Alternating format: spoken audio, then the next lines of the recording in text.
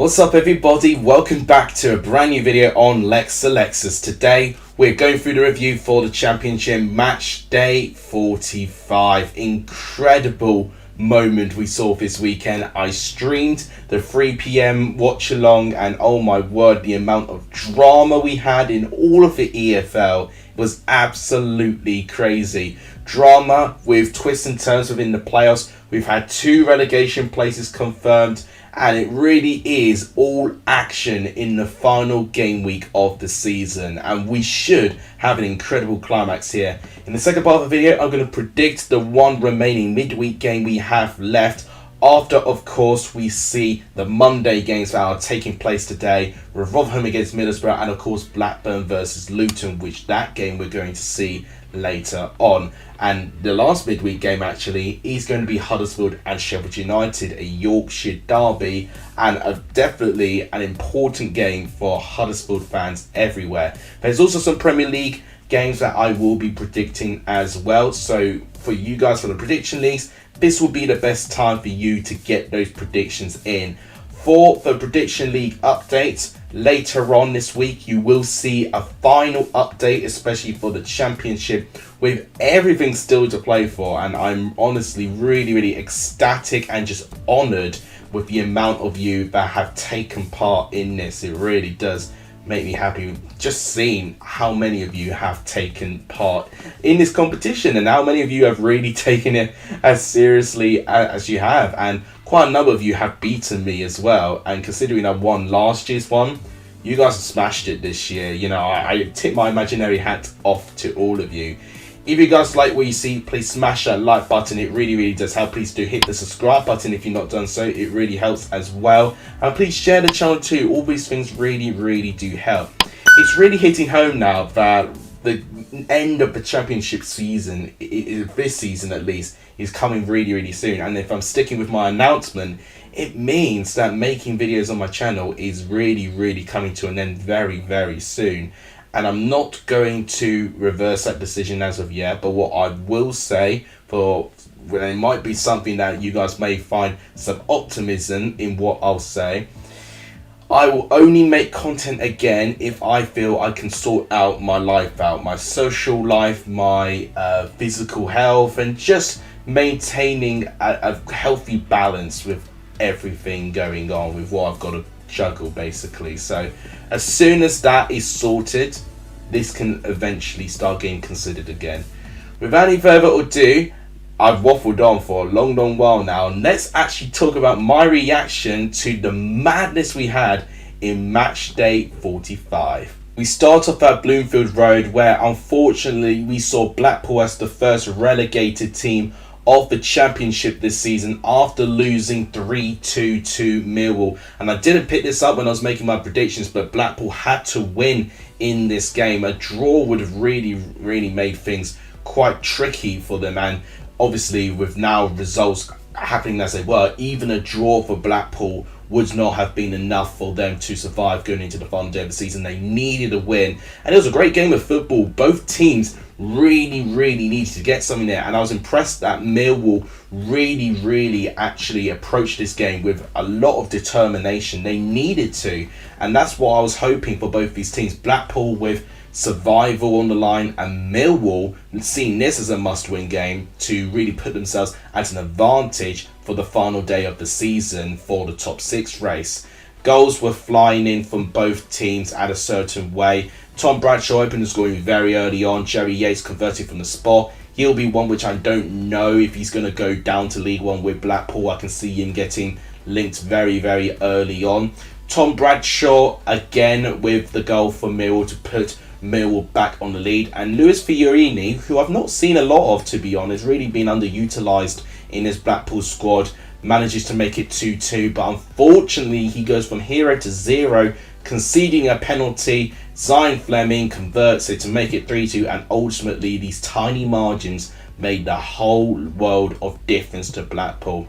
41 points that they stand, and honestly it is not the smallest amount of points that I've seen with a team getting relegated. That's actually quite a healthy amount of points for a relegated team, all things considered. But I think what the issue was just the chopping and changing of the managers, And honestly, in just the final stretch of the games, I just don't think they had the confidence, they didn't have the optimism that they felt that they could maintain this longevity through the end of the season. I mean, going through the likes of Appleton and McCarthy, and then obviously Dobby now, you know, I just think it was just too many identities there that just didn't gel at a time that was very suitable, unfortunately.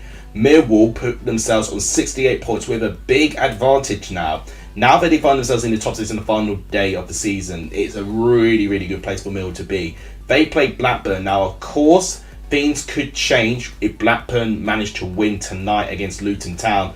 That makes their game against each other, potentially being the winner of that game, getting one top 6 place. And it could very well be that, especially if Coventry stay within the top 6, having a point advantage over both Blackburn and Millwall. If Blackburn obviously win their game tonight, they're definitely going to be wanting on results to go their way right now. And I'm honestly really, really excited just to see what we're going to get within the final game week of the season.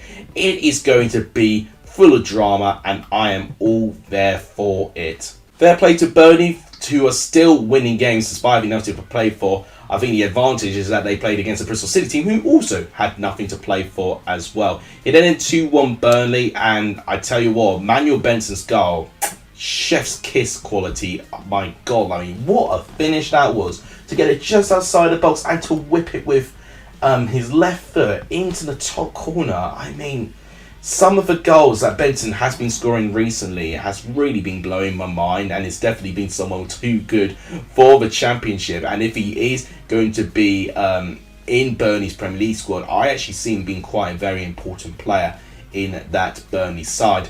Tommy Conway manages to make it 1-1 after brilliant work with Andre Weimann there, but they really give Burnley a lead within 2 minutes after equalising. So poor Bristol City's part could be quite frustrating, because they did look like at times they went toe-to-toe with Burnley, but they ultimately slightly missed out. Bristol City are just going to be in the lower mid-table position, and Burnley can still get 100 points, as you can see. They need to win their last game against Cardiff, but the maximum they can get is 101 points, and that would be a brilliant achievement for this Burnley, and will definitely cement Burnley as being one of the modern Championship greats. I think we can all agree with that, and they've really, really smashed it this season, and I think just getting that 100 point mark will just be the cherry on the cake for Burnley there. The next game is a huge one. So Coventry 2, Birmingham 0. What a result that was for Coventry. I said in my predictions it was a must-win game, and my God, did they take it. 3 minutes in, Josh Eccles, rare goal scorer for Coventry, makes it 1-0. And then it was very important for Coventry to go 2-0 at half-time. The penalty decision I thought was very harsh to be given against Birmingham. I thought it was quite a soft penalty, not going to lie. Gyökeres steps up and makes it 2-0 to Coventry, and ultimately it gave Birmingham a bit of a mountain to climb. I think if it went to 1-0 at half-time, I could have potentially seen Birmingham having a much stronger chance to get something back into it, and they would have still believed that they could. But I think that 2-goal margin just proved to be one step too far for Birmingham. And Birmingham, you know, I don't really blame them. They don't really have anything to play for now. But for Coventry, however, they got everything to play for. The first time in the modern Championship history, Coventry could be in the top 6. And they were at a time looking like that they were going to confirm those player places, but results in later games have basically meant that Coventry will not secure top 6 yet, and they will have an advantage of having a bit of a gap between all of the chasing pack. But they, I think, in my opinion, have got the toughest game to play in the final day of the season against Middlesbrough. So, honestly, it could be tough for Coventry. It will be heartbreaking for them to miss out within the final game week. But they have really turned it around. 3 wins and 4, and fair play to them there. And I would really, really be excited to see how they cope with the playoffs, to be honest. Birmingham will be in a lower mid-table position, and I've got to say, they have recovered, considering they were one for favourites for relegation. But I really would be keeping my eye on them next season, to be honest. I think if things can go right off the pitch, Birmingham could be going places, because I actually think their squad has got something there. I just don't think it's been utilised to the maximum potential that it has been due to those issues off the pitch. Hull and Swansea played out a 1-1 draw, and if any playoff hope Swansea had, it was diminished in this one game here. Hull proved to be too tough of a task for Swansea to get all 3 points from, and it was a pretty bad start from off the bat. Cabango conceding an own goal to give Hull the lead. It was great play by Patterson to find Kundal to make it 1-1 just before half time, and that proved to be quite an important goal for Swansea, but I would have expected them to really try and go for the win, and it looked like that Hull actually started the second half very, very well, and Swansea was just slow burning themselves into it. And despite that, with only 2 shots on target, it tells me that Swansea had a bit of an off day in that game, sadly. It sees them currently in 10th, and they really could end the season just missing out on the top 6. You know, this shows you about the really close margins of it, but fair play for Swansea for recovering at this stage. But I will be more or less interested how they cope next season, because I honestly thought, and I think most of us creators thought, that Swansea would be a team, you know, a favourite to get in the top 6, and I think I didn't predict them in the top 6, but just for them to miss out, and they could very well just miss out ever so slightly actually at the end of the season. Hull, likewise with Bristol City, will be in around the mid-table part of the table, and I'm going to be more putting my attention to what they're going to put as an approach for next year, because I do think they have got some good potential within that squad, and they've got a young promising manager in Liam Rosenior as well, who knows the Championship, and I will be very, very excited to see how he manages to take this team going forward. So the second relegation of that weekend happened to Wigan Athletic, and I've got to say, Wigan, since Sean Maloney has come in, had shown way more fight here than I've seen them in their last 30 games. And it's a shame that Sean Maloney wasn't really in charge sooner. It felt like that Wigan felt that they could express themselves a little bit more when Sean Maloney was in charge. They also get relegated in 41 points, and ultimately Blackpool and Wigan could not actually survive even just with anything else. You know, Wigan needed to win. Only a win for Wigan would have given themselves a chance to survive going into the final day of the season. And the biggest reason really being is Huddersfield and Reading playing against each other, and obviously any outcome there, it's too much of a gap for Blackpool and Wigan to overtake. And it's a harsh one for them as well, leading so late on in that game. Charlie Hughes in the 81st minute, you would have assumed that would have been it, and that would have given Wigan a lifeline. And for them playing against Rotherham, who they're not mathematically safe at the moment, you know, that would have been a huge relegation, 9 points in the final game of the season. But Yaku Mate dents and puts a dagger through Wigan's heart with that late equaliser to make it 1-1. But we are forgetting, Reading would have looked at this game as a must-win too. And I think that's what we saw. We saw a very cagey game, but at the same time, I would have expected a little bit more openness in terms of their both teams' defence and more attacking going on. And I do think we saw 2 nervy teams, and ultimately that draw could also be the final nail of Reading's coffin too. You can see there, they're 2 points off Rotherham. Rotherham now fall down to 21st, with Huddersfield beating Cardiff this weekend. Huddersfield will be really taking a big advantage for the fact they've got a game in hand. What we could see, however, with Rotherham is that if they beat Middlesbrough, which, you know, we will know if they did or not by the time this video comes out, but if they do, then it really is all eyes on Huddersfield, and Reading could ultimately be relegated before they actually have to play against Huddersfield in the final game week. And that just tells you how much it is against Reading. And considering with the guy that they got in now, they've not picked up a win since dishing out Paul Ince as their manager there, and it really could be a step too far for Reading to try and survive. So ultimately, it's devastating for Wigan, but it could also deny the inevitable for Reading as well, which is a real shame, because I really do see them as 2 real big championship outfits that we're going to lose next year. So for Sheffield United, they have got a chance to get up to 90 points within the championship after beating Preston by 4-1. Likewise with Swansea, any chance Preston thought they had with the top 6 was completely diminished and quite spectacularly in this game as well. Anel Amadezovic opening the scoring for Sheffield United.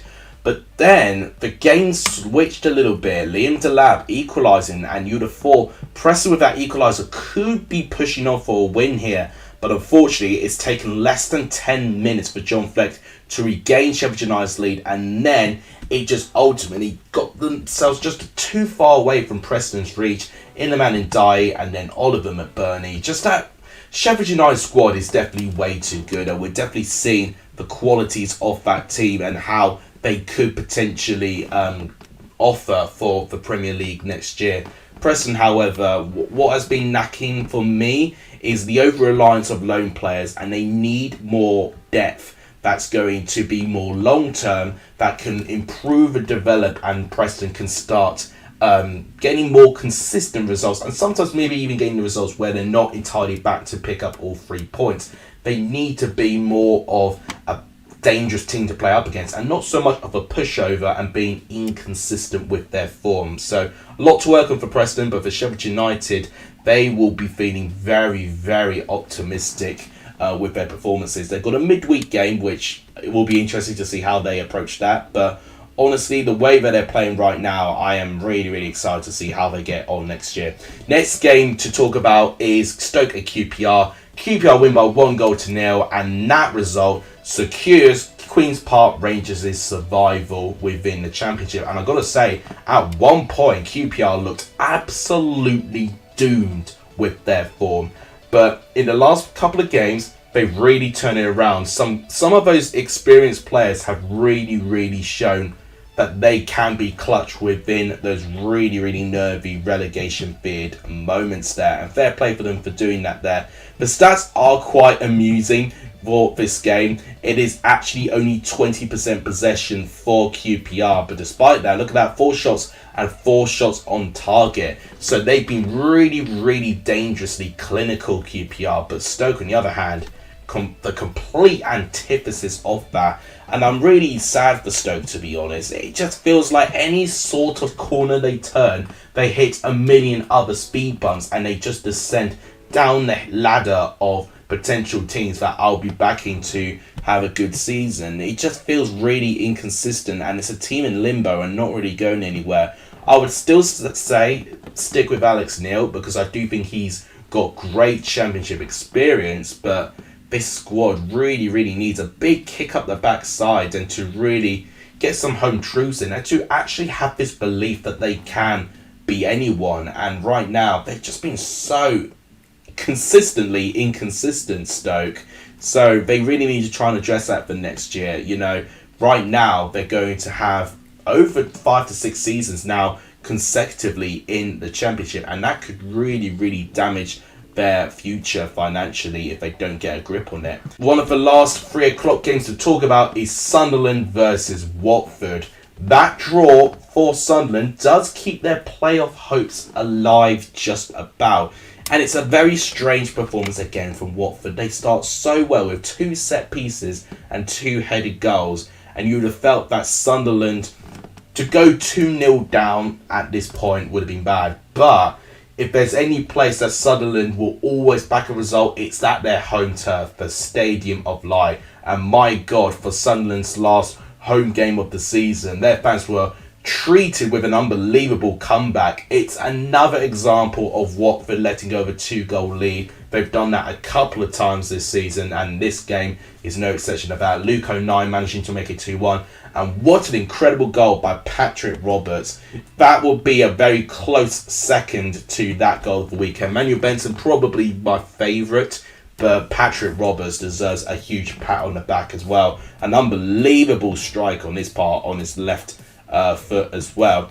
Sunderland, with that point, you can see, puts them on 66 points. All 3 would have put them within 68 and ahead of Millwall on goal difference. But in the final day of the season, they're playing against a Preston team where they now really don't have anything to play for. And that could be a big advantage for this Sunderland team. But the fact that they are not in the top 6 going into the final day of the season, they need results to go their way, which can be quite dangerous for Sunderland. But I do say it's not impossible for them. Watford are going to have to really hit the reset button and think what on earth has gone wrong and how are they going to address this squad next year, because it really doesn't look like that it's a team really going anywhere at the moment, sadly for them. West Brom do manage to keep their playoff hopes alive as well with a 2-1 victory over Norwich. And honestly, I thought West Brom with those back-to-back defeats, that would have been the final nail of the coffin and they wouldn't have got top 6. I saw them losing 2-1 to Sunderland and I thought, that's it, they're not going to get it. But somehow they really kept themselves still within contention. Also joined on points with Sunderland with 66. But their goal difference is a little bit inferior to the rest. So it does put them in a slight disadvantage there. But great win for West Brom. Josh Sargent took the lead for Norwich within that one. But then that equaliser from Townsend to get that in the 46th minute just before half time, I think changed the game for me. And then Jed Wallace, who's been one of their better players this season, makes it 2-1. And that really sets things interestingly on the final day of the season.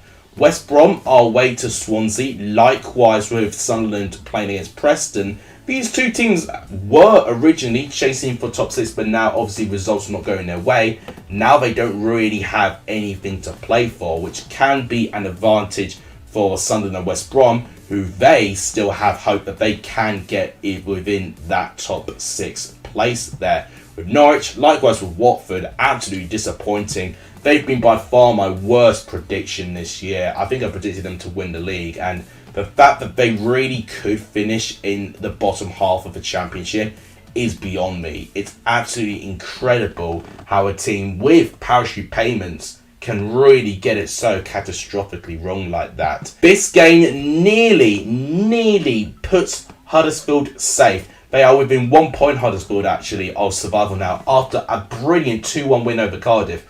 Now, Cardiff practically secured their survival already after managing to beat Rotherham in midweek. Although this was quite a disappointing performance considering it was their final home performance of the season. But Huddersfield really wanted this, and you could tell 20 shots to 8, 4 shots on target to 2. They were determined and they got their reward based on their performance. The goals came in from Hungbo getting the first one, Jack Simpson own goal making it 2-0. Isaac Davis makes it quite interesting near the end, but other than that, Huddersfield did hold on, and now they've got a fighting chance. Considering how dead and buried they looked before Neil Warnock came in, he has done an exceptional job with this Huddersfield side. I can't even fathom with just the amount of managers they chopped and changed, and they really got this short-term appointment spot on there. Now, it is not all over. I'm making it sound like Huddersfield are safe. They can still go down, but they are at a great advantage. They've got a game in hand for a start against Sheffield United, their final, one of their final home games of the season, actually. It's actually not their final home game. They've actually got 2 home games to end the season, which can be a really big moment for Huddersfield, which can give them a big advantage to get over the line. But you can see Reading there on 44 points. Huddersfield already on 47. 1 point in their final 2 games confirms their survival. And it really puts the pressure on Reading because they can't get anything less than a win. And obviously, since changing Paul Ince, they've not picked up a win since then. So it's definitely looking against Reading, but Huddersfield got a big boost from that. And I think that win there might be the final nail in the coffin for Reading's chances, but the ultimate tick box for Huddersfield to keep themselves at a championship club next year. Cardiff, as I said, again, a bit disappointing, but ultimately they survived in their midweek game, and they'll just be looking on to try and improve for next year.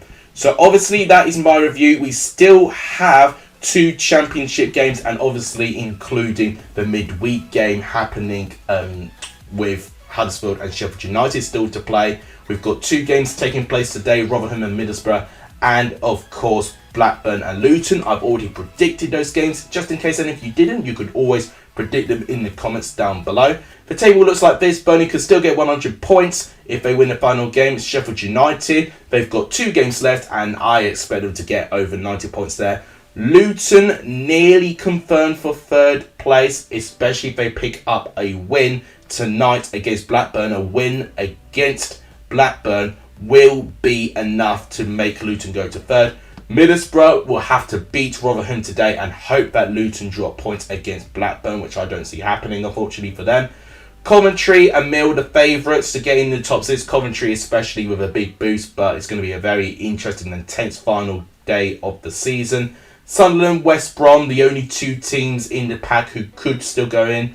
Blackburn, I mustn't forget about them, but they really got to win their final two games, Blackburn, if they want to have a chance.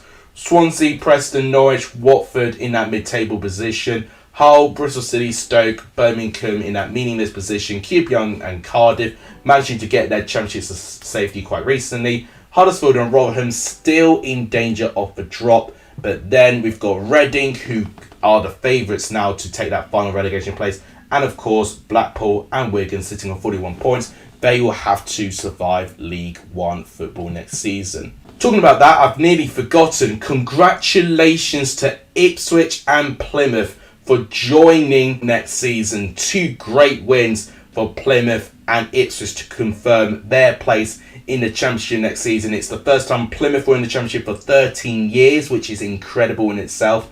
And the story that Plymouth have gone under to get to here is quite inspiring, and Schumacher deserves a lot of credit. And Ipswich managed to get promoted in typical Ipswich fashion, just smashing teams at home and beating Exeter by 6-0. That's right, 6-0. Might be one of the biggest scorelines to confirm a promotion ever in the Championship. And it means that Sheffield Wednesday, despite getting over 90 points, will have to settle for a playoff place. So that is talking about all the positives in terms of all of the EFL related to the Championship next season. The final thing that I've got to do is predict the one midweek game that we still have left to play, and it is Huddersfield Sheffield United. Huge game. Huddersfield know a point will survive them. It will definitely put Huddersfield psychologically in a really good place, and this game right here could be the game that relegates Reading before Huddersfield actually have to play Reading in the final game week of the season. Sheffield United will be wanting to get 90 points, I would imagine, and this game could definitely take them there. It's difficult, this one, for me, because I feel like with Sheffield United not much to play for now, it really could put them at a disadvantage, and Huddersfield have got everything to play for. But I think the conundrum here is the 1 point that they need to guarantee survival. And what that might happen then I could see Huddersfield trying to get a 0-0 draw, I think. I don't think that's going to work, though. I feel like Huddersfield have got to try and attack this Sheffield United team like they did against Cardiff, which got them the win, in my opinion there. As a prediction, I have a very bad feeling that they are going to try and sit back, knowing how high Sheffield United are in the table. And Huddersfield will think, okay, well, a 0-0 draw here and we're safe and we don't have to worry. But I think that might backfire on them. I'm going to go for a 1-0 away victory for Sheffield United there, which may surprise you considering how good Huddersfield have been with their form. But I just think Sheffield United are really, really talented. Now, what that's going to mean with their goal difference, it means that Huddersfield will still be on 47 points, but then their goal difference is going to be a little bit worse off. It will be minus 19, and Reading's goal difference is minus 20. So that practically means whoever wins against Huddersfield and Reading in the final game of the season stays up. And the advantage that Reading have actually with that is that they've scored more goals than Huddersfield as well. So even if they match their goal differences, Reading have got that advantage of scoring more goals. So Reading will be watching that game at the John Smith Stadium, hoping that Sheffield United can pick up all 3 points against them, and it really opens the door of a really dramatic final game week of the season. So I'm going for 1-0 Sheffield United, being a cagey game. Let me know what you think, though, in the comments down below.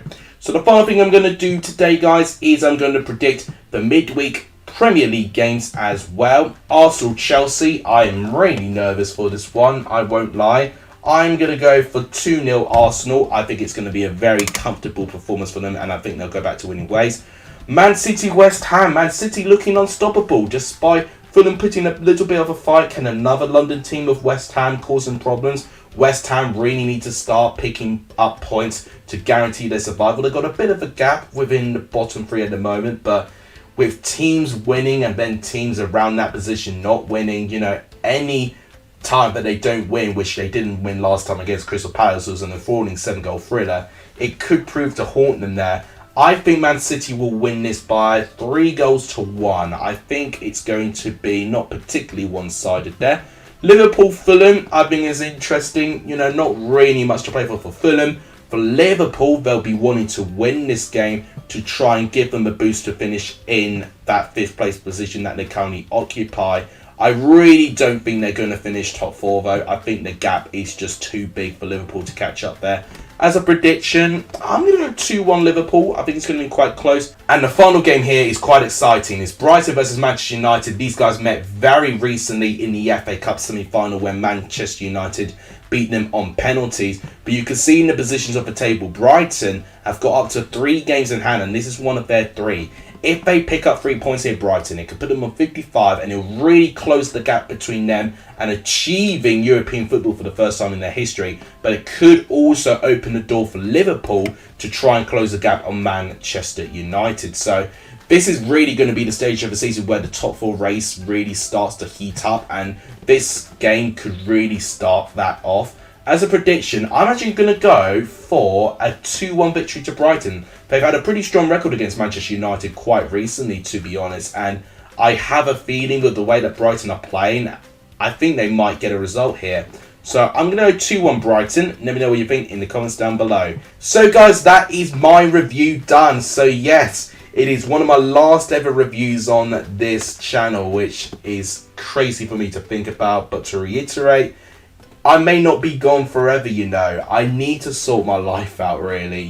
Typical 22-year-old struggles, thinking that I'm not getting my life sorted. As soon as that's sorted and I can find a way to balance everything I want to do in life, this will start creeping back into my life, because I'm telling you, especially with Ipswich back in the Championship, I'm going to bloody miss doing this. I really, really am. Right, that will wrap it up for today. If you guys enjoyed, please smash that like button. It really does help the growth of this channel. Please do hit the subscribe button too. It really, really helps. And please share the channel as well. Like, subscribe and share. All these things really, really do help the growth of this channel. As we're on 1.7k subscribers, so thank you guys so much. Nearly at 2,000, dare I say. If you guys can really put a push to that, it would be absolutely amazing. Thank you guys so much for watching. You guys are legendary. If it's on the end of this video, and as always, I'll see you guys soon. Take care, everyone.